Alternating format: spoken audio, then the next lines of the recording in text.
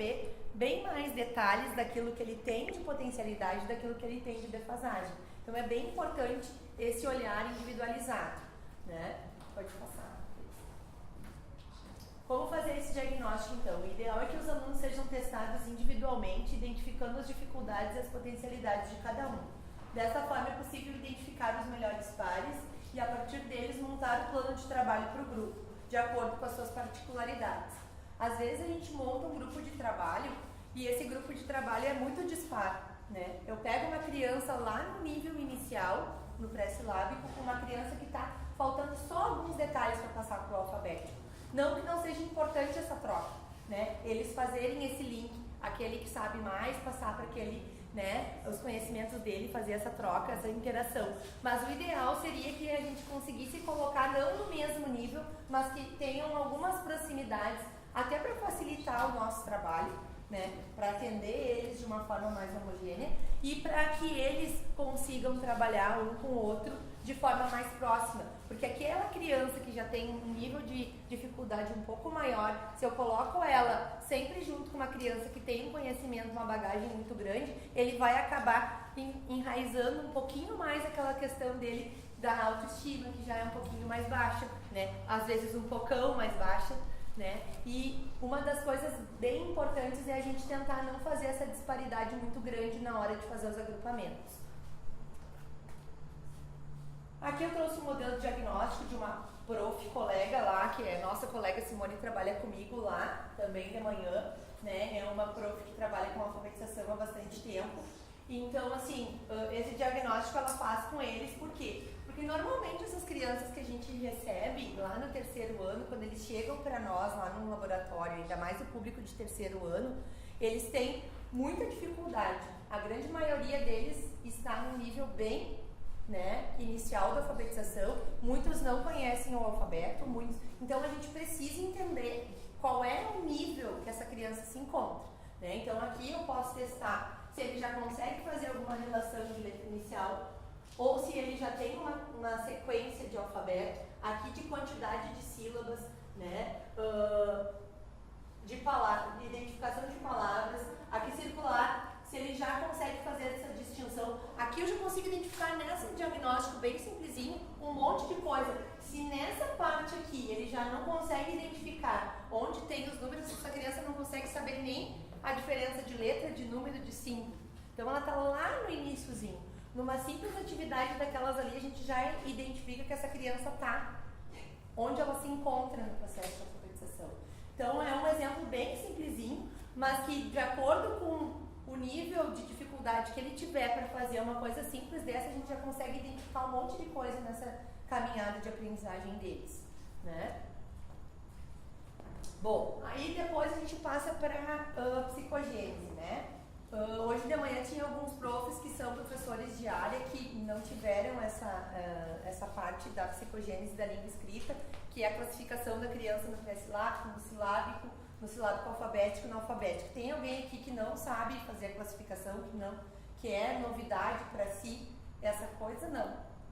Todo mundo? Tá, lá temos um prof. Então daí eu já perguntei porque hoje de manhã eu tive que voltar, então daí eu vou ir mais devagarinho já pra gente identificar, né? Porque quem... Eu tive que relembrar um pouco. Exatamente, é bom, né? Por mais que a gente já tenha tido essa experiência, é sempre bom a gente rever, né? Mas tem algumas pessoas que já fizeram direto a graduação em outra área e hoje estão no espaço de aprendizagem. Não tem. A gente que fez magistério, né, o pessoal, eu não fiz pedagogia, mas o pessoal que fez pedagogia tem isso bem enraizado, né? Mas quem não fez e quem está bastante tempo fora da alfabetização tem um pouquinho de dificuldade ainda de identificar, né? O que diz a psicogênese da língua escrita, né? Que a teoria nos ensina que a apropriação do sistema de escrita alfabético não ocorre da noite para o dia, mas sim pressupõe-se um percurso evolutivo de reconstrução no qual a atividade do aprendiz é o que gera gradualmente novos conhecimentos, uma hipótese alfabética, né? A prof que vai trabalhar com vocês depois, eu vi ali que trouxe um livro que é... Como é que é o nome daquele livro ali? As letras falam. As letras falam e tem um outro não. De Rocha, o menino que aprendeu a ler. O menino que aprendeu a ler, né? Esse livro é bem clássico, assim, na questão da alfabetização, que a criança, quando pega uma faixa, um outdoor, alguma coisa, para ele aquilo ali não passa de desenhos, né? E muitos ainda, nesse início da construção da psicogênese, da linha escrita, ele vai passar por esse processo de utilizar letras, de utilizar símbolos, de utilizar números, e aí, depois que ele começar numa construção um pouquinho maior da escrita, que ele vai começar a entender que só as letras fazem o papel da escrita, né? Então, eu estou atrapalhando aqui, não. Então, a primeira fase da criança é o pré-silábico, né? Que ele vai utilizar, vai escrever e desenhar, para ele tem o mesmo significado. Ele pode tanto usar símbolos, quanto algumas coisas relacionadas aqui, já ó, ela está misturando símbolos com letras, né? Números junto. Então ele ainda não se apropriou de que somente letras são responsáveis pela escrita de palavras e que não são qualquer letras organizadas que vão formar uma determinada palavra. E esse livro, né, traz muito bem isso, porque a criança, conforme vai aprendendo aquela letra, ele vai lá entender que lá onde, quando ele aprende o E, ele tem lá, ele já consegue identificar aquele E nas escritas onde ele passa pela rua. Então, tem muitos alunos que, embora estejam no terceiro ano, que nós recebemos nesse início de alfabetização, né? E o que a gente pode fazer para ajudar eles, né? Eles utilizam um monte de letras, né, aleatórias ou números. Alguns já utilizam somente as letras do nome, porque as letras do nome deles têm significado para eles. Eles vão agrupar de forma aleatória as letras do nome para montar qualquer palavra, porque eles têm propriedade para escrever o nome deles, é aquela letra ali que eles usam. Então, muitas vezes, eles fazem esse tipo de representação sem nenhum sentido, usam muitas letras, né? Normalmente a criança nesse estágio não usa mais nunca menos do que 3 letras, né? Sempre uma quantidade bem grande de representação. Então eles estão no nível pré-silábico, ainda não entenderam que eles precisam de letras somente para fazer a escrita. As atividades então favoráveis, né? Desenhar e escrever o que desenhou, usar, reconhecer e ler o nome em situações significativas, chamadas, marcar atividades, objetos, utilizá-lo em jogos, bilhetes, ter contato com diferentes portadores de textos, frequentar a biblioteca, banca de jornais. Isso a gente sabe que para a realidade de algumas crianças, esse espaço de oferecer biblioteca, banca de jornais, vamos ser nós, né? A biblioteca, a banca de jornais, porque ou dentro da escola, né? Eles não vão ter esse recurso fora. Então a gente, enquanto organizador da aprendizagem, mediador, vai trazer esses recursos para que eles consigam se apropriar. Conversar com eles sobre a função da escrita, também isso é bem importante, né? Explicar para eles por quê, né? Muitas vezes as crianças lá no primeiro ano, a gente tem que aprender a ler, né? Tem que aprender a ler, mas por que tu tem que aprender a ler? Por que vai te servir? Né? Aqui no início do ano, a gente vai chegar no início de um primeiro ano, qual é a responsabilidade que a gente tem? Eles são tão pequenos, né? Eles têm 6 anos, e eles são tão pequenininhos, mas eles precisam entender que aquilo ali tem um motivo. Porque daqui a pouquinho a gente tira eles da educação infantil e larga lá no primeiro ano, e eles até então brincavam, tinha uma outra aprendizagem mais lúdica, e hoje a gente tem que encarar de uma outra forma, né? A produção oral de histórias também é outra coisa bem importante, bingo de letras, né? E tem algumas outras sugestões de atividades aqui que eu trago para vocês. Eu até vou deixar também uma pasta, tem um acervo de bastante jogos e coisas que eu fui reunindo nesse tempo nessa caminhada, construídos já, prontos, é só fazer a impressão desses jogos e trabalhar com eles, né? Então tem um material bem grande que eu já passei pro pendrive da Thaís, e a Thaís depois vai passar para vocês. Eu só trouxe algumas pinceladas assim de algumas coisas. A escrita espontânea, né? Textos coletivos tendo o professor como escriba, leitura dos nomes das crianças da classe quando isso for significativo, comparar e relacionar palavras, produzir textos de forma não convencional, identificar personagens conhecidos a partir de seus nomes ou escrever os seus nomes de acordo com a possibilidade, recitar textos memorizados, parlendas, poemas, músicas, atividades em que seja preciso reconhecer e completar a letra inicial e a letra final, escrita de listas em que isso tenha significado, listar o que usamos na hora do lanche, o que tem numa festa de aniversário, por exemplo. Aí aqui eu trouxe para vocês alguns exemplos. Às vezes a gente, né, pega um alfabeto lá, né, com várias vogais e entrega para eles. Mas a gente precisa também ter um cuidado para não confundir mais a cabeça deles, né? A gente precisa entender que tem uma sequência. Uma criança que não reconhece as letras que estão ali na fase inicial, eu devo começar a trabalhar com eles com a letra inicial das palavras. Eu não vou entregar para eles um monte de letras misturadas já e querer que ele monte uma palavra já de cara. Eu tenho que ter um processo inicial. Bom, primeiro eu vou ensinar para eles o alfabeto, né? Eu não vou só ensinar o alfabeto, as sílabas, né? O mamemimomu, porque tem muitos ainda, vocês devem receber muitos ainda que não sabem que o M é o M e que o M tem som de e não é o ma, que o ma vai ser quando o tiver grudadinho lá com o a, né? Vai ser o me quando tiver o M e o e. Então são coisas que a criança precisa primeiro se apropriar do alfabeto, do som das letras, para depois conseguir fazer essa associação, né? Então, aqui, trabalho primeiro a relação de letra inicial com eles. Aqui tem um pratinho, tem uma colher, tem, né, as figuras, e aí vai lá largar a letra inicial. Isso é um exemplo, né? Depois, num outro estágio que eu já vi, que ele passou, ele já identifica a letra inicial com o alfabeto, né? Eu vou pegar e vou começar a dar para eles outras atividades que exigem um pouco mais deles. Ele vai começar a trabalhar a escrita de palavras, mas com determinada quantidade de letras. Aqui ele vai ter que formar a palavra macaco, mas ele não vai ter esse montão de letras aqui para organizar. Ele vai ter só as letras da palavra macaco. Porque ele vai ter que pensar para escrever, mas ele não vai ter aquele monte de letras misturadas ali para que ele consiga fazer a construção. A gente precisa pensar em formas de fazer com que eles troquem de uma fase para outra, mas que eu não tente também fazer com que esse aluno do pré-silábico já vá lá para o alfabético, dê um salto. Não vai acontecer isso. A gente precisa propor atividades para eles que eles vão trocando um pouquinho de cada vez, né? Bom, daí depois que ele consegue fazer a construção com um limite de palavras, eu vou aumentar.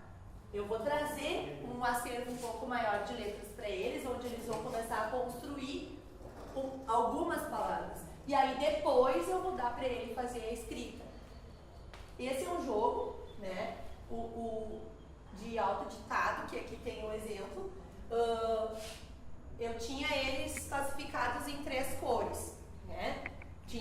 Eu tinha classificado quando eu fiz o jogo em as cores da sinaleira. Daí depois alguém me disse, não é legal porque tu tá sinalizando aquela criança que tá com uma aprendizagem mais defasada com vermelho. Eu disse, nem foi intencional, foi só as cores da sinaleira que eu usei para eu saber que aquele jogo que estava dentro do envelope vermelho era o pré-silábico, no amarelo no silábico e no verde era o alfabético, porque às vezes a gente trabalha com as crianças misturadas, né? Às vezes quase sempre na sala de aula.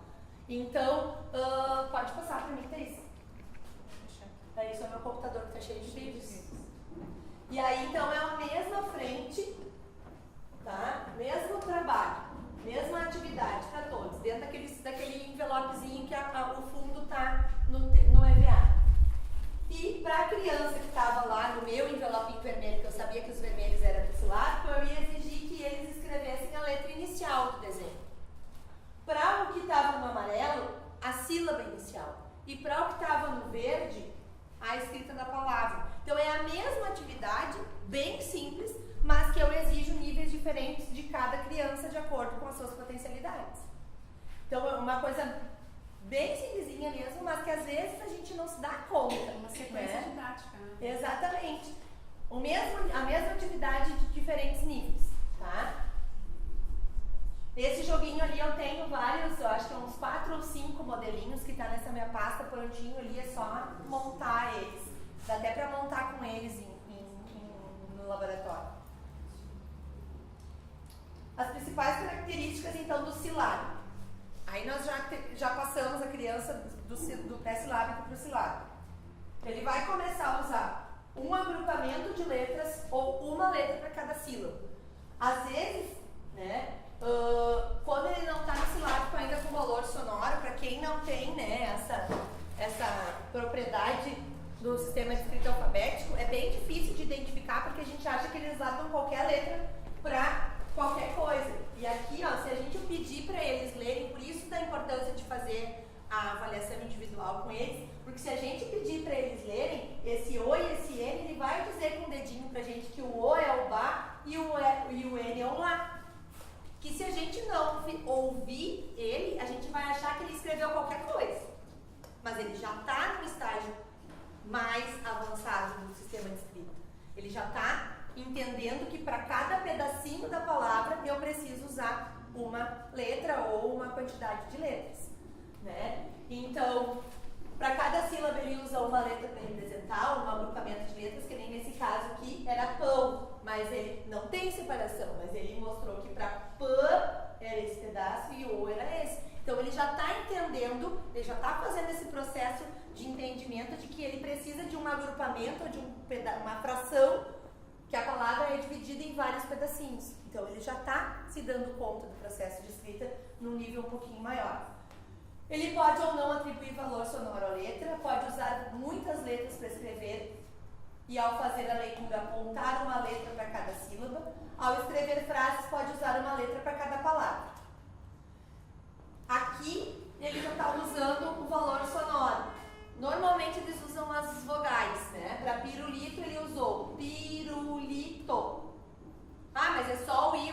Não, ele está relacionando um pedacinho para cada letra. Ele já está num nível além daquele outro que estava lá agrupando letra aleatória. Ele já está fazendo um entendimento um pouquinho maior.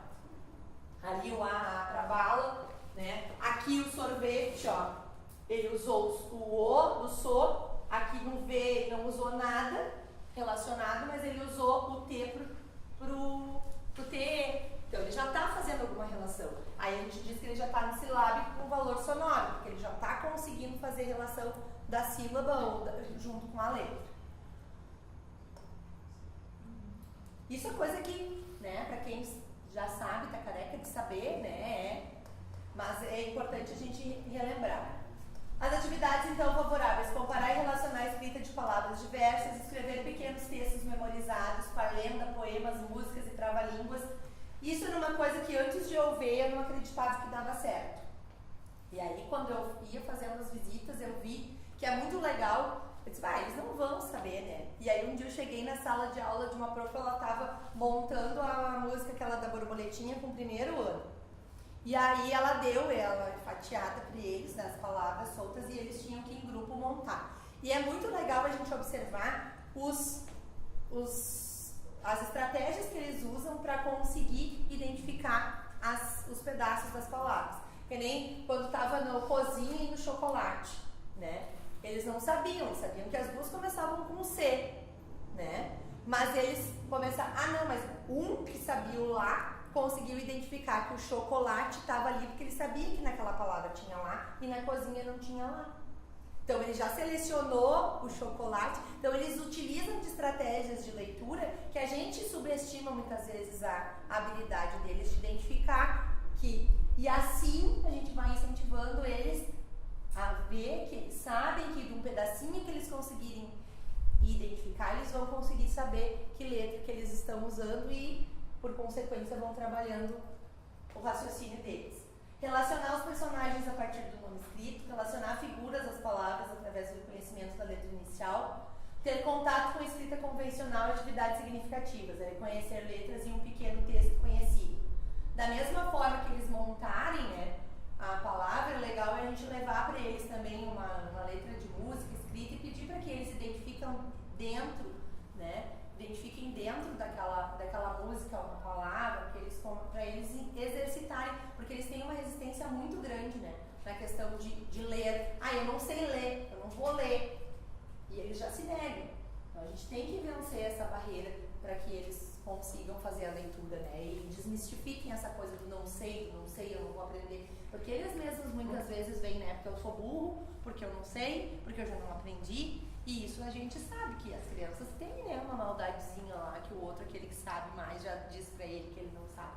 E a gente tem que ter esse olhar também. A leitura de textos conhecidos, relacionar textos memorizados com ortografia, cruzadinha, caça-palavras, completar lacunas em textos e palavras, construir um dicionário ilustrado, desde que o tema seja significativo, evidenciar rimas entre as palavras, é uma coisa bem boa de trabalhar com eles, trabalha a consciência fonológica, é bem bom trabalhar com rimas, usar o alfabeto móvel para escrita significativa, jogos variados para associar o desenho e seu nome, colocar letras em ordem alfabética e contar a quantidade de palavras de uma frase. Pode passar. Quanto ao alfabeto móvel, qual que você aconselha a iniciar com essas crianças que estão, alunos do segundo, agora entrando no terceiro ano, os vazados são mais eficazes, né, inicialmente? Ou você acha que os planos com a letra impressa? Eu não entendi. Vazado, concreto. O concreto é bom, a questão assim, eles precisam, né, há poucos dias nós tivemos uma palestra com a Ana Maria Rangel, que é até um desses materiais que eu trago para vocês, já lá antes, quando eu estava em sala, ela tem o Aprender a Ler com Prazer, não sei se vocês conhecem o material, ela tem uma página no Face que é bem legal, e ela traz muito essa questão, muitas dessas dicas de jogos que eu trago é dela, né, e faz pouquinhos dias que ela fez uma formação conosco lá na escola, e ela fala dessa questão da criança precisa, né, se apropriar das formas das letras, né, e aí entra essa questão do alfabeto concreto, né, eles precisam entender, até para depois no processo de escrita na letra cursiva, né, fazer essa identificação da letra script.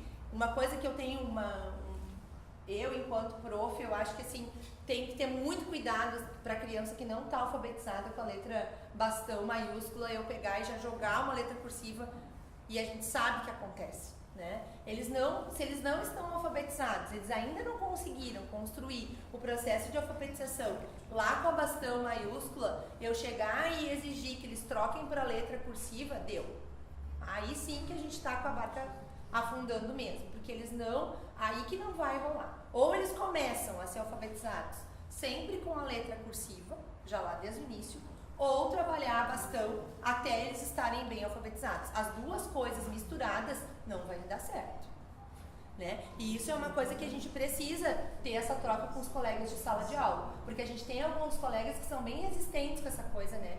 De que eu tenho que dar a cursiva para eles. O que adianta eu ter uma criança que é copista, porque eles vão copiar, eles vão aprender a traçar e eles não vão saber ler nada.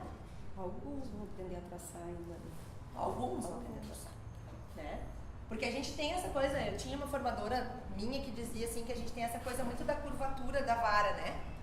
Teve uma época que a gente não usava mais nada em letra cursiva, não usava mais nada, e aí se tirou tudo e hoje precisa, óbvio que precisa. Eles precisam aprender. Só que se eu iniciei um processo de aprendizagem com eles, com uma letra, e eu não consolidei aquilo ainda com eles, não adianta eu querer fazer com que eles façam essa troca instantânea. Porque se eles não se apropriaram ainda de uma coisa que é mais simples, que é a bastão maiúscula, a cursiva não vai ajudar em nada nesse momento. Eu só vou confundir a cabeça deles. Porque se eles não reconhecem ainda o alfabeto solto, muito menos uma coisa emendada na outra, que eles não sabem onde é que começa e onde é que termina. Sabe? Então, assim, eu sou fã da letra cursiva, a questão do treino, já li muita coisa sobre a neuropsicologia, neurociência, falando sobre a construção, o traçado, o desenvolvimento do cérebro, as conexões neurais que a escrita emendada faz, mas vão por partes. Primeiro uma coisa, depois outra. Eu alfabetizei uma criança que tinha problema ele nasceu com problema genético e a mãe já entrou no início do ano dizendo pra mim que ele não ia se alfabetizar, que o médico já tinha dito pra ele que ele não ia se alfabetizar. Porque naquela época, isso foi em 99, 2000, eu sou velhinha, né? 99, a mãe veio e era no segundo ano que eu estava alfabetizando. E aí ela disse pra mim, professora, ele não vai se alfabetizar. Eu disse, bom, vamos tentar. né? Porque ele tinha muita dificuldade motora. E eu alfabetizei, ele foi um dos primeiros alunos que se alfabetizou da minha turma. E era na época que era a primeira série e era em 1 ano. Por quê? Eu trabalhei com ele só a bastão mesmo. Os outros, naquela época, a gente já trabalhava direto por cima, né? E com ele eu trabalhei só a bastão maiúsculo. E ele começou a ler tudo, e chegou no final do ano, a gente ainda tinha aqueles testes de leitura no final do ano que a supervisora fazia. Quem é que é desse tempo, me ajuda, por favor? Que a supervisão fazia os testes de leitura no final do ano e ela não queria de jeito nenhum aprovar ele, porque ele não sabia ler em cursiva. Eu disse, não, tu não vai botar um ano meu de trabalho fora de uma criança que já chegou no início do ano, a mãe dizendo pra mim que não ia se alfabetizar, e eu consegui alfabetizar o guri, ler tudo corrido, e tu vai querer que ele fique. Daí, claro, mas a gente tem que ter propriedade, né? A gente tem que ter registro daquilo, como é que a gente pegou essa criança lá no início do ano, como é que a gente entregou ela lá no final do ano. Por isso que é tão importante a gente fazer essas avaliações iniciais, a cada trimestre fazer uma avaliação com eles e guardar. Porque daí vocês vão ter, mas ele vai lá pro laboratório de aprendizagem, porque a gente ouve isso, né? A gente é de escola, a gente ouve de tudo. Ele vai lá pro laboratório de aprendizagem e a gente não faz nada, não aprendeu nada. Como assim não aprendeu nada? Ele não vai pra lá pra não fazer nada comigo. Eu peguei ele assim e eu devolvi ele assim no final do ano. Né? A gente tem que ter chamar essa responsabilidade pra nós, né? Eu peguei o aluno desta forma, eu trabalhei isso, trabalhei aquilo outro, e lá no final do ano eu vou entregar ele assim, ele teve esta evolução. E aí a gente justifica a nossa aprovação, a nossa reprovação, mas para isso a gente precisa ter propriedade do que a gente está fazendo. E aí aqui também tem outra coisa que eu gosto bastante de trabalhar, que é esses jogos, que não é só pela aprendizagem, e sim pela sorte. Né? Quando a gente coloca eles num grupo, que um sabe um pouquinho mais que o outro, tem sempre aquele que vai conseguir terminar primeiro. E esses jogos, tem um outro exemplo ali depois, que eles vão trabalhar com dados e tal, é muito legal porque eles, além de aprender a ler e identificar lá aquela palavra, ele também vai ter que ter sorte. Porque se ele jogar o dado e cair várias vezes no pescoço, não cair na perna, não cair no pé, o outro, que ele também pode ser que tenha uma aprendizagem um pouquinho menor que ele, vai conseguir ganhar. E aí eu vou levantar a autoestima dele, porque eu consegui ganhar do outro que sabe mais que eu. Né? Então, ali é um exemplo legal para eles exercitarem a leitura. Eles vão jogar, são 2 dados, esse jogo também tem ali, são 2 dados, a gente dá a folhinha do corpo para eles e eles vão jogando dados. Caiu na cabeça, caiu no pescoço, eles pintam, cabeça e pescoço. Joga, o outro colega joga, vai marcar as 2 partes que caiu no dado dele. Ele vai ganhar o jogo quem conseguir pintar todo o boneco. Mas para isso eu vou ter que ter sorte do meu dado não cair várias vezes, né, na palavra repetida. E aí, então eu vou trabalhar com eles a questão também da autoestima. Aqui o intruso, né, que dá para trabalhar com as rimas também. E aqui está um exemplo que eu falei para vocês da borboletinha, ó, que daí eles estavam lendo chocolate, aqui cozinha, ó, e aqui nessa parte, aqui nessas 2 palavras que eu achei muito legal, que eles aqui estão lá, ó, aqui estão lá. E daí eles não sabiam ler toda a palavra, mas eles sabiam que ali estava escrito chocolate porque tinha um lá. Pode passar. E o intruso é a letra inicial, né? Macaco, maçã, mala, e aí a lua é a intrusa, né? Aqui também é outro desses que depende da sorte, né? O aluno vai receber uma lista de palavras, aí aqui eles já tem que estar um pouquinho mais, no nível um pouquinho mais acima. Pode voltar um pouquinho, né, naquele anterior ali. Nesse aqui, eles têm a palavra aqui e a palavra aqui. Então eles vão ter que relacionar, né? Pode baixar agora. Nesse eles vão ter uma lista de palavras e só o desenho. Então, bom, o que é importante nisso? A gente sempre tentar agrupar palavras que tenham a mesma, né, o mesmo conjunto de letras. Porque aqui, nesse nível do silábico, eles vão ter que começar a ler, né? Porque se eu botar só o balão, só tomate e caixa, eles vão ir para eliminatório. Eles vão pegar direto que tem B, eles pintam B. Aí, só esse que tem B. Mas se tem balão, bola, bolo, eles vão ter que parar. Bom, todos começam com B. Qual é que é o bolo? Qual é que é a bola? Qual é que é o balão? Né? Então, a gente tem que usar algumas estratégias para forçar eles a ler. E aí, então, eles, da mesma forma, ganha quem conseguir pintar toda a lista de palavras, né? Mas também vai dar sorte, porque se ele não tiver sorte de cair na roleta dele sempre em palavras diferentes, vai repetir, o colega vai passar e vai ganhar, né? Então, também vai dar sorte. Tentar fazer algumas estratégias que não sempre seja só pela aprendizagem, sim pela aprendizagem e pela sorte. O silábico alfabético já está um pouquinho no nível um pouquinho melhorado, né? Ele já vai usar algumas letras já. Ele aprendeu aqui a família do F, ele aprendeu bem rapidinho, né? Ó, pifo, fifo, ele aprendeu, foi uma beleza. O fafo é fifofu, ele aprendeu para tudo, né? Então ele já está conseguindo fazer uma relação, mas ele ainda não usa corretamente. Então ele vai ainda fazer essas trocas de letras, vai fazer algumas associações corretas e outras nem tanto, que nem o P ali ele conseguiu, ele escreveu pirulito com pifo-fifo, né? Mas ele já conseguiu avançar, já está conseguindo usar uma consoante e uma vogal. Também tem uma outra historinha que foi a Ana Maria Rangel que trouxe para nós, como é que é o reino das letras, aquela historinha que ela conta que é bem legal nessa fase contar para eles, que ela conta que as letras foram para uma festa e as consoantes brigaram e as vogais eram bem comportadas. E aí, como castigo, as consoantes receberam que sempre teriam que andar de mãozinha dada com uma vogal. Então, para eles fazerem essa associação, né, porque normalmente esses que chegam para nós, assim, são sempre uns anjinhos, né, ou eles são muito tímidos, que não externalizam quase nada das aprendizagens, ou eles são aqueles anjos que burlam a falta de aprendizagem deles na disciplina, né. Então, essa é uma historinha que eles gravam bem, assim, eu tenho ela lá também, depois posso passar, que é a historinha do reino, é o reino das letras, se eu não me engano, que ela conta isso, que para fazer uma palavrinha, as consoantes têm que estar sempre de mãozinha dada com uma vogal, que é bem legal para eles fazerem essa associação.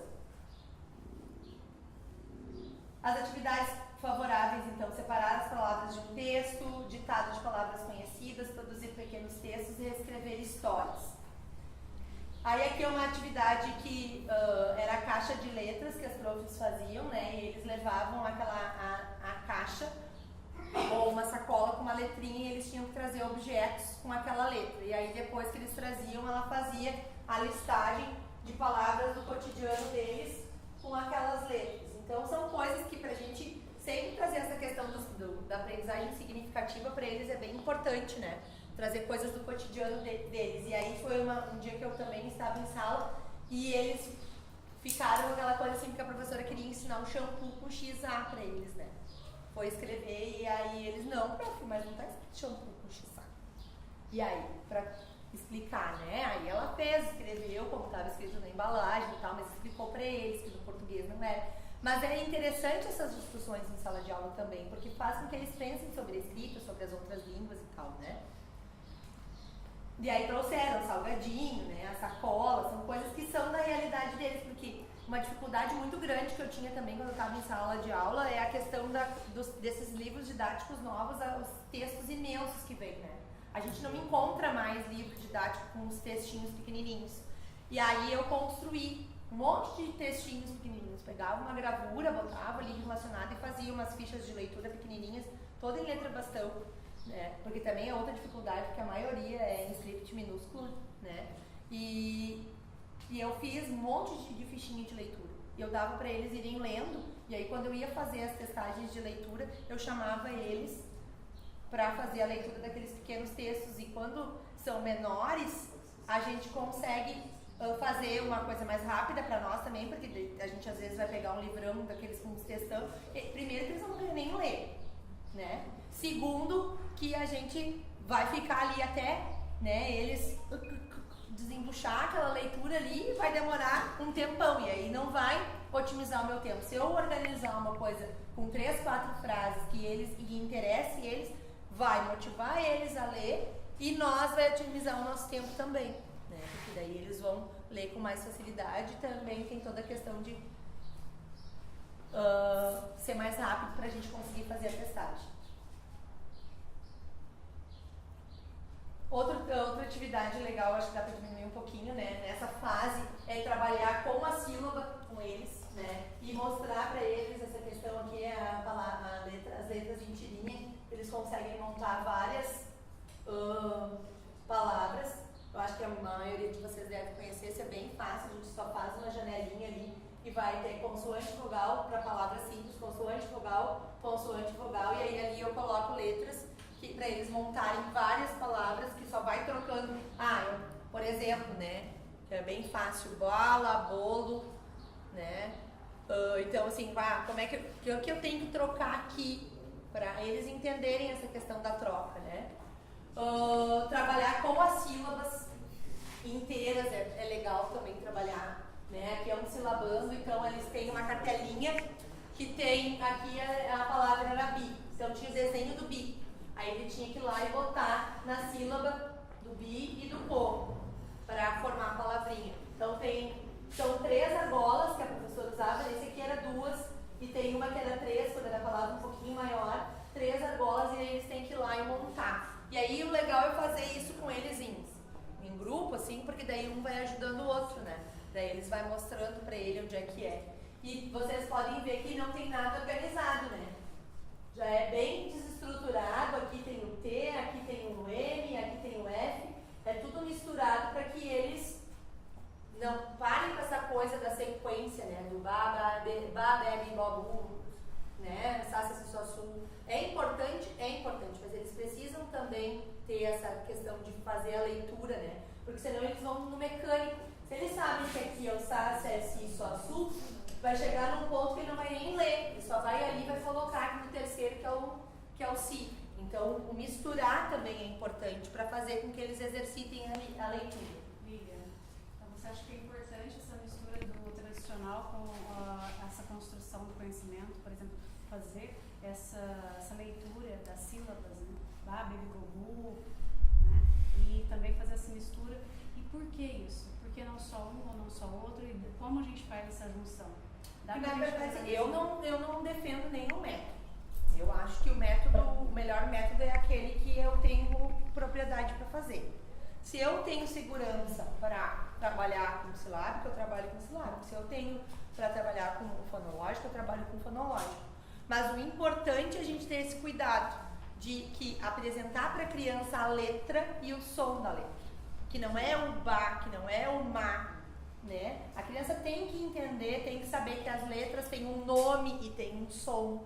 Né? Eu posso trabalhar com silábico, mas eles precisam saber que para fazer o ma, do ma, me, mi, mo, mu, eles precisam de 2 letras, que não é um M, que é... Porque a gente pega muita criança assim, esse aqui é o ma do macaco. Não é o ma do macaco, é o M. E o M tem um som.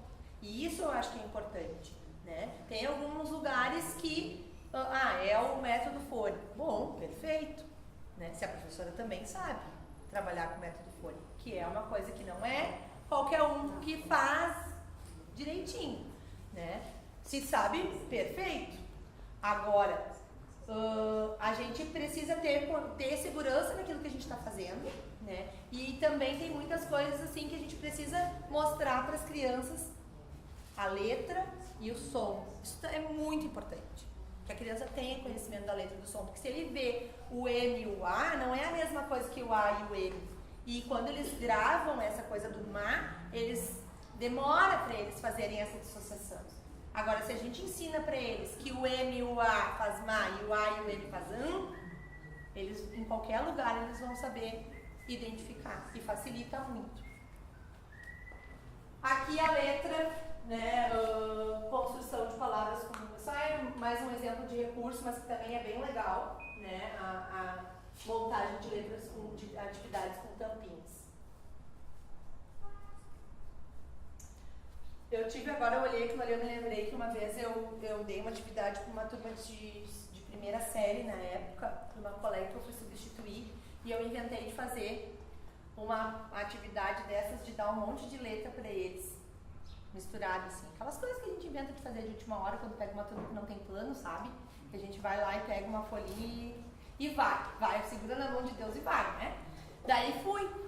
E tem um menino que é autista, que agora a gente descobriu que é autista, e ele cortou aquele monte de letrinha, assim, e eu dei as letras separadinhas, em tirinha, assim, e dei pra eles cortarem pra montar dali, e ele atirava aquelas letras por cima, assim, tirava, e a impressão, e ele, quando ele atirava, ele batia os pezinhos, assim, sabe, atirava e batia os pezinhos, e a impressão que eu tinha era que ele atirava aquelas letras pra cima e que ele queria que aquilo se montasse sozinho, e ele não conseguiu se eu não sentasse ali do lado. Talvez, se naquele momento eu tivesse esse conhecimento que eu tenho agora, de ter dado só as letras da palavra para ele, ele teria conseguido fazer, mas naquela época eu não tinha esse conhecimento, né? Então a gente, para ver como a gente precisa, né, sempre estar aprendendo e vendo estratégias para ir reconfigurando a nossa prática, né? Sempre é bom, sempre a gente aprende um macetezinho com alguém que a gente não sabia.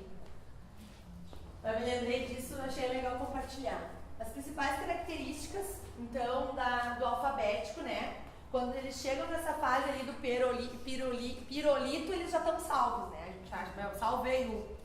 Né? Então, assim, compreende a função social da escrita e comunicação, conhece o valor sonoro de todas ou quase todas as letras, apresenta estabilidade na escrita das palavras, compreende que cada letra corresponde aos menores valores sonoros da sílaba, procura adequar a escrita à fala, faz leitura com ou sem imagem, inicia a preocupação com as questões ortográficas, separa as palavras quando escreve frases e produz textos de forma convencional.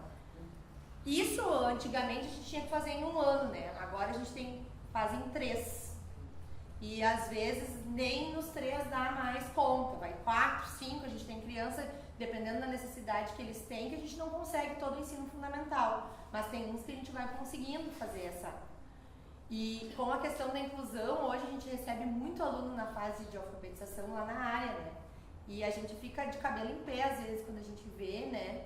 Todo o trabalho que a gente fez com eles lá no currículo e que às vezes não é por maldade, né? É porque realmente o pessoal não tem, né, essa coisa de saber como alfabetizar e com certeza pega uma turma de 6ª série, que nem tem aqueles posts no Facebook, quem deu aula para 6ª série dá aula para qualquer um, né? Sobrevive a qualquer coisa. E pega um 6º ano com um monte de alunos e mais aqueles lá para alfabetizar, bem capaz, não vai alfabetizar. É muito difícil. A não ser que a pessoa, meu Deus, incorpore alguma coisa lá, né? Uma Emília Ferreira, alguma coisa, e consiga fazer. E a gente precisa, né? Porque tem que dar conta. E aí é importante essa questão de ter esse apoio nesse braço com vocês, os espaços de aprendizagem, para auxiliar esse professor lá na sala de aula e fazer essas junções de trabalho. Passa para mim. As atividades favoráveis, então, para essas crianças nessas leituras diversas, escritas de listas de palavras que apresentem as mesmas regularidades ortográficas em momentos em que isso seja significativo, atividade a partir do texto, leitura, localização de palavras ou frases, jogos diversos como bingo de letras e palavras por... Vocês viram que repete muita coisa de atividade favorável algumas vezes, né? E só que o que diferencia é o nível de complexidade das palavras que eu vou apresentar, da exigência que eu vou ter com cada nível de escrita. Aqui um trabalho que uma prof de 1º ano fez com os alunos de pegar algumas palavras do dicionário com as mesmas letras, né? E ela trabalhou todas com D, trabalhou na construção de um texto. Aqui também é uma construção de parlenda que ela fez com eles. E a partir dessa parlenda, ela fez eles criarem uma outra parlenda com ilustrações, né? É uma coisa que realmente, assim, não é eu simplesmente pegar uma folhinha de alfabetização e entregar para eles. É uma coisa que dá trabalho, dá movimento na sala de aula, eu preciso estar disposta a trabalhar nos grupos, mas que nos espaços de aprendizagem, como é um número reduzido de crianças, a gente consegue trabalhar de uma forma um pouco mais efetiva, né? Então, algumas sugestões de trabalhos para serem trabalhados. E no espaço também. É muito bom o uso de parlendas. Inicia, eles conhecem a parlenda, né? Isso. Como você disse, histórias pequenas não se tem mais. Facilita bastante. E aí depois eles montaram numa aula, né? E depois eles construíram uma parlenda curtinha, com versinhos, aí já trabalha rima, já trabalha consciência fonológica, e aí a ilustração junto. Aqui foi a Thaís hoje de manhã disse que vão fazer um aprofundamento maior em um outro momento com relação a isso, né? Mas foi um exemplo que eu trouxe lá da flexibilização, que era uma coisa que nós tínhamos bastante solto, que eu acho que agora vai dar certo.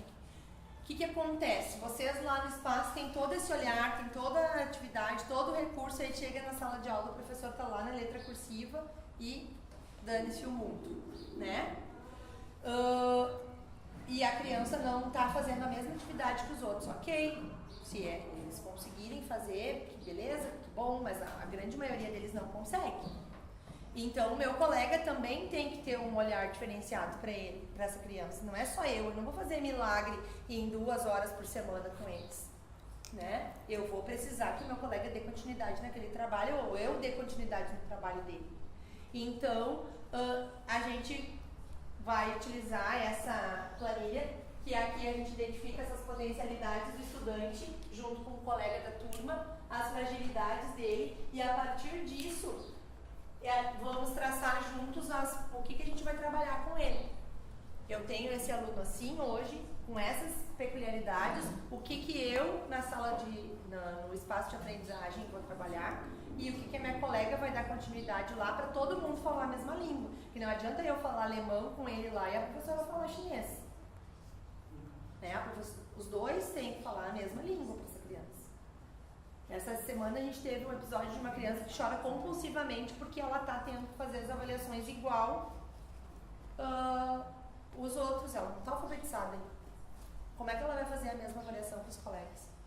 O que eu estou agregando para essa criança? Obrigando ela a fazer a mesma atividade que os outros. Ela não tem capacidade para aquilo. Eu só estou botando mais uma pá de cal em cima dela lá, dizendo que ela não sabe, que ela não vai, que ela não tem capacidade. Né? Então, a gente precisa ter esse alinhamento de trabalho. Posso falar? Pode. Eu penso assim, com relação à flexibilização, né, ou aquilo que a gente chama de adaptação, mas que é adequação, né, adequação curricular, né. Eu penso assim, que desde lá do primeiro ano, isso tem que ser muito bem observado. E quando nós definimos um plano para essa criança, que deve ser bem assim como tu está falando mesmo, de falarmos a mesma língua, ele deve ser seguido em todos os anos. Sempre devemos falar essa mesma língua.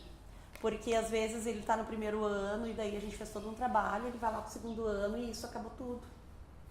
Vai lá para o terceiro ano e piorou ainda, entendeu? Então, essa flexibilização ela deve seguir com esse aluno sempre. Sim. Para o professor que está lá no segundo ano, quando receber esse aluno, isso aqui foi trabalhado com ele no ano passado, ele está nesse nível e é isso que a gente tem que partir daqui com esse aluno. Porque o professor que chega no ano seguinte não conhece esse aluno, né? Por mais que a gente conheça os alunos, por mais que a gente esteja dentro da escola, tu estar trabalhando dentro da sala de aula é diferente. E até o professor chegar em final de março, início de abril, para estar tendo um reconhecimento dessa criança, já se perdeu mais de um mês de trabalho. E aí essa defasagem já aumentou novamente. Porque ele já vem com uma defasagem, ele já vem com uma diferenciação da turma, e aí já destoa novamente. Então, eu penso assim que essas documentações, essas crianças que têm essas dificuldades, ela tem que acompanhar sempre a criança. Ela não pode ser feita esse ano e daí a gente apagou esse ano e o ano que vem a gente vai começar de novo, tu entendeu? Eu acho que ela tem que acompanhar sempre essa criança. A gente consegue nivelar, né? Alguns, assim, que é só um pouquinho que falta um pouquinho desse horário, a gente precisa nivelar. A gente consegue nivelar, mas a grande maioria vai com uma defasagem. Né? Vai e acaba aumentando. E aí, exatamente, aí vai aumentar cada vez mais. Se eu não trabalhar ele de acordo com as necessidades dele, vai aumentar cada vez mais. E se ele vai capenga, eu digo assim, nós tivemos uma turma há algum tempo atrás de primeira série, eu ainda falo da série porque, né, foi a última turma de série que nós tivemos na escola, que ela trocou quatro vezes de professora na primeira série. E foi uma turma que foi a vida toda a escola turma de defasagem. Os que não reprovaram foram até a oitava série, que foi a última turma que nós formamos de série, com defasagem. Porque eles não foram bem alfabetizados. A alfabetização é a parte mais importante da escolaridade, no meu ponto de vista, né? Não sou nenhuma teórica, não sou nenhum Paulo Freire, mas uma sequência, né? Mas às vezes tu pergunta assim pra prof, tu viu que ele não... cai no esquecimento e ela não vê, e ela não percebe ele, e ele fica. Mas Tu aí avisa. é importante também a questão do portfólio, né? Portfólio tanto do espaço de aprendizagem, do laboratório de alfabetização, quanto da sala de aula. E aí as crianças daí com um laudo, né? Eu acho que precisa. E é por isso que é importante. Então, o espaço de aprendizagem é porque tu conseguiu evoluir tanto com eles e tu não consegue mostrar só num instrumento de avaliação. Exatamente. E que pode garantir a aprovação dele pelo quanto que ele aumentou ao longo daquele ano em relação a ele. Exatamente. Foi aquela minha fala no início, né? Eu peguei ele aqui, eu registrei o que foi acontecendo com ele durante o ano e eu tenho que ter propriedade. Como é que eu vou ter propriedade? Com esses registros. Se eu não tiver registro, é a minha fala pela do colega. Mas eu não observo isso. A gente encontra colegas assim, né? Que batem. Não, mas eu não observo, mas eu não vejo. E o diálogo entre o professor e o professor do espaço de aprendizagem é importantíssimo também. Porque isso que a Lilian trouxe é importantíssimo, essa questão de não dá para ser A e B, a gente tem que falar a mesma língua. Sim. Né? E aí também não consigo de fazer importância de todos os espaços que a criança é aprendida, seja o EFA, o laboratório de informática, todos esses espaços estarem presentes no conceito de Mas é uma coisa assim, a gente idealiza, né? É a escola dos nossos sonhos, a gente conseguir parar, todo mundo sentar. Mas infelizmente não é a nossa realidade hoje, né? Não é a minha lá de Sapucaia, tenho certeza que não é a daqui de vocês, né? Então é bem... A gente tenta. Seria o ideal. Sobre a flexibilização e o acompanhamento. O que a gente pode fazer? A partir do momento que nós estivermos construindo, porque esse documento eu vou construir junto com vocês, tá? Nas próximas formações, e a gente vai aprofundar isso, a gente pode, após isso, eu pegar esse material todo e nas reuniões com a supervisão, que é super importante a supervisão, saber de tudo isso que está sendo construído, porque é a supervisão que vai dar esse amparo para vocês com os professores regentes. Tá? Então, isso pode ser ao final do ano, esse documento que os supervisores buscarem esses documentos com vocês dessas crianças, esse portfólio, a gente pode montar esse portfólio, e o próximo professor regente que pegar essa criança, ele ter esse documento em mãos, né? Mas isso tem que ser muito bem costurado com a supervisão, porque senão isso se perde. Talvez vocês podem até trocar com os colegas regentes, mas se a supervisão também não estiver preparada para esse documento, ela não vai entender do que se trata.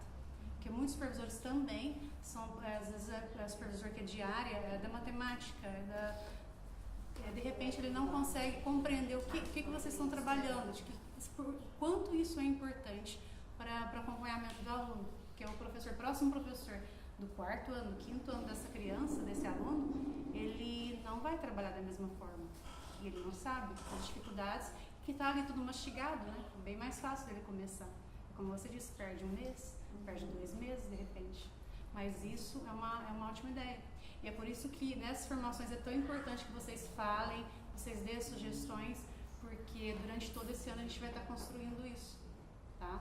Construir mais observações para a gente colocar na normativa ou de repente tirar algumas coisas e construir documentos juntos. Tá?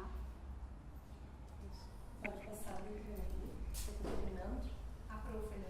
Eu só queria, agora me ocorreu, não haveria como convidá-la para fazer uma fala dessa aberta assim nas escolas? Quero botar na boca do leão, né? Seria bem interessante, o que daí faria essa ponte aí que tu acabou de Fizeram com os colocar. profs do bloco. Do currículo. Sim, do currículo. Olha, a Seria Lívia bem tem uma agenda bacana. bem difícil. Então, A Lívia tem uma agenda bem difícil, mas a ideia dela, eu posso pedir um apoio, né? Posso? Desde que eu saia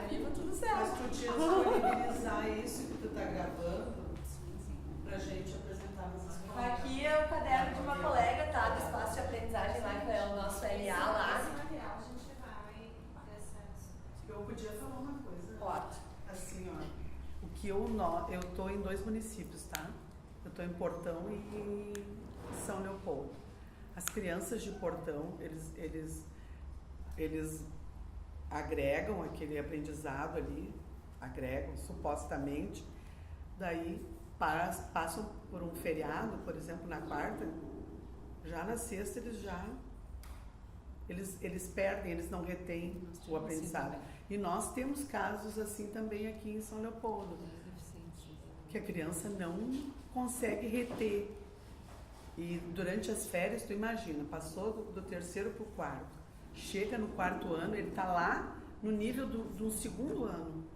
Volta tudo, tu tem que voltar lá e separar a tua turma, vamos dizer, o 3º ano, que eu estou agora em letramento lá. Eu tenho que separar o 3º ano em grupo de 3. Os que conseguem reter e segurar, aqueles que estão assim, e aqueles que parece que perderam tudo, não conseguem guardar nada.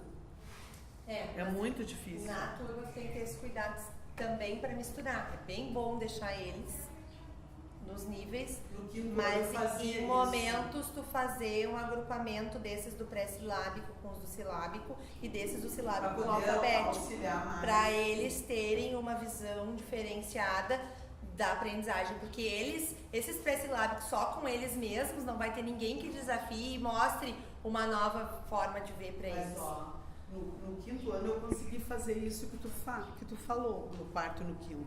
Eu consigo agrupar os melhorzinhos que vão ajudando os outros, interagem entre si. Os pequenos não dá, é impossível quase. Daí eu trago, separo em grupinhos e vou fazendo atividade assim, sabe? Mais uma outra estratégia geral. bem legal que eu vi já é a questão de dar. Isso também foi uma sugestão que a Ana Maria Rangel trouxe para nós, mas que uma colega fazia, de ter umas caixinhas de temas, né? Isso, uma sugestão para vocês na sala, né? No espaço, dar tirinhas, não precisa ser uma folha grande, mas uma coisinha e uma caixinha de pré-silábico, uma de silábico, uma de alfabético, e eles escolherem o tema que eles vão levar para fazer, porque daqui a pouco eles normalmente se dão conta daquilo que eles não conseguem fazer. O que que está bem defasado na aprendizagem, ele não vai lá pegar uma coisa de alfabético, ele vai, normalmente a tendência é que eles façam sempre a mesma coisa, porque eles têm segurança de fazer aquilo, mas pelo menos não é eu que estou dando, ele está escolhendo. Né? Então, assim, dá umas estratégias para eles, assim, eles terem a oportunidade de escolher aquilo que eles querem fazer. Uma caixinha com algumas poucas atividades, assim, né? Várias da mesma, umas atividades diferenciadas, mas que eles tomem gosto por fazer uma atividade em casa. Muitos não vão trazer de volta. Não vão trazer de volta, tá? Mas uma que eles trouxerem, 2 que eles conseguirem, alguns que a gente conseguir criar o hábito de fazer um pouquinho de coisa em casa já vai ser um sucesso pra gente, né? Aqui é um caderno de registro da colega, né? Que ela anota aqui tudo que ela faz, né? Então aqui a Manuela Goulart, né? Do 4º B que ela atendeu, ela faz trocas ortográficas, daí ela escreve como a criança escreve, né? Gostei como gostei, vala em vez de fala, cachorro em vez de cachorro. Então ela vai fazendo aqui, ó, dia 22, dia 26 do 4, da semana passada eu peguei o registro dela. Ela anota as crianças que vieram, já é uma forma dela fazer o registro da chamada, aquele grupo que ela atende, e aí ela anota o que ela fez, e aqui, como é que elas usaram, né? Como é que elas foram, o que ela usou de material.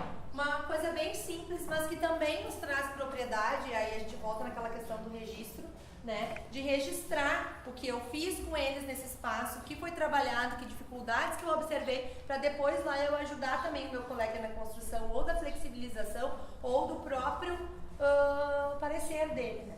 Que eu posso auxiliar também lá na construção do parecer do meu colega. Aqui cálculos de multiplicação com 2 e 3 dígitos, daí ela colocou que ela fez o chiqueirinho, né? Então ela aqui botou, né? Conversei com a mãe que está com problema de saúde. Então até a questão da família, ela nota, né? Porque isso faz parte da criança, não adianta eles, assim como a gente leva, vocês imaginem eles, né? A gente está com bloqueia a aprendizagem, né? Então é bem importante que a gente também tenha esse olhar sobre eles, né? Ela coloca até a situação, né? Ela coloca todas a criança que não veio, né? Porque daí ela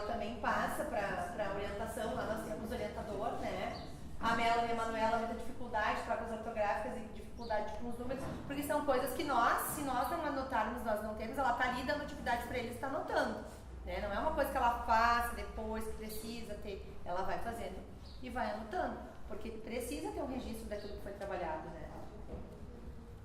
E aí eu termino a minha fala com vocês, né, sobre as escolas que eu adoro. Rubem Alves, eu acho que é uma pessoa maravilhosa, né? E as escolas que a maioria de vocês deve conhecer, há escolas que são gaiolas e há escolas que são asas. E escolas que são gaiolas existem para que os pássaros desaprendam a arte do voo. Pássaros engaiolados são pássaros sob controle. Engaiolados, o seu dono pode levá-los para onde quiser. Pássaros engaiolados sempre têm um dono, deixaram de ser pássaros, porque a essência dos pássaros é o voo. Escolas que são asas não amam pássaros engaiolados, o que elas amam são pássaros em voo. Existem para dar aos pássaros coragem para voar, ensinar o voo. Isso elas não podem fazer, porque o voo já nasce dentro dos pássaros. O voo não pode ser ensinado, só pode ser encorajado. Eu acho que esse é o nosso essencial, né? A gente não trabalha por amor, não sou dessa política, né, de que a gente trabalha por amor, mas sim que a gente trabalha com amor. Eu acho que nós, né, professores, esse professor raiz, né, a gente tem um amor pelo que nós fizemos. E eu acho que nesses espaços, porque trabalhar com os que aprendem é tribom, né? Aqueles que vão embora sozinhos é maravilhoso. Mas esses que a gente atende, que vocês estão atendendo, são os que realmente precisam da escola. São os que realmente nós, enquanto profissionais, vamos fazer a diferença na vida deles. Então, que vocês sigam, né? Eu vim aqui dar algumas dicas para vocês, que vocês sigam nessa caminhada. Qualquer coisa que vocês precisarem de mim, embora não tenha, né? Sim, amplo conhecimento. Mas eu estou à disposição de vocês, tanto no e-mail quanto no meu celular. E muito obrigada pela tarde que passei com vocês. Vou aprender um pouquinho mais com o colega depois. A gente agradece.